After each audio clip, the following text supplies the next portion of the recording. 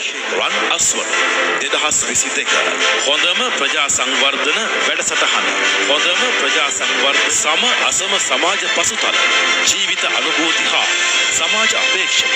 බලදායී සමාජ ව්‍යාපාරයක් දැනීමට මග සපයයි කාර්යභාරය පුල් වූ දෘෂ්ටිය විමර්ශනය කිරීමෙන්ද තම බලප්‍රදේශයේ පුරවැසියන්ගේ ජීවනෝපාය තුළ ඇති අනේක විද මානව ප්‍රාග්ධන ඌනතා පූර්ණ කිරීමටද සහභාගීත්ව ප්‍රවේශය ගුරු කොටගෙන සඵලදායීව අරමුණු සාධනය කරගත්